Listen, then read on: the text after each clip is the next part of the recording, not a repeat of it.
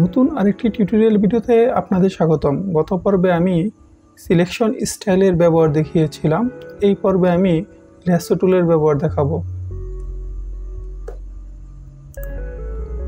Move টুলের নিচেই আমরা তিনটি ল্যাসো টুল পেয়ে যাব। প্রত্যেকটির আলাদা আলাদা নাম রয়েছে। প্রথমটির নাম হচ্ছে শুধু ল্যাসো টুল, দ্বিতীয়টির নাম হচ্ছে পলিগনাল ল্যাসো টুল এবং লাস্টেরটির নাম হচ্ছে ম্যাগনেটিক ল্যাসো টুল। প্রথম যে ল্যাসো টুল, এটির কাজ হচ্ছে ফ্রি হ্যান্ড সিলেকশন তৈরি করা। আপনি আপনার ইচ্ছা মতো হাত ঘুরিয়ে একটি সিলেকশন তৈরি করতে পারবেন।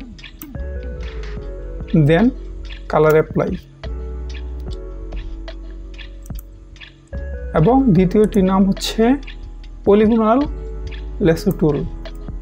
পলিগনাল ল্যাসো টুলের কাজ হচ্ছে প্রতিটি ক্লিকে একটি করে পয়েন্ট তৈরি করা এবং যেখানে শুরু করেছিলেন সেখানে এসে একটা ক্লিক করলেই সিলেকশনটি কমপ্লিট হয়ে যাবে।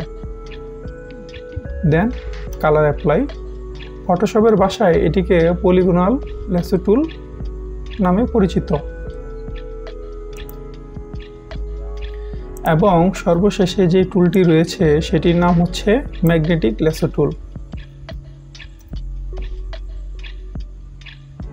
এটির কাজ হচ্ছে দুটি কালারের এজ বা বর্ডারের সিলেকশন তৈরি করা।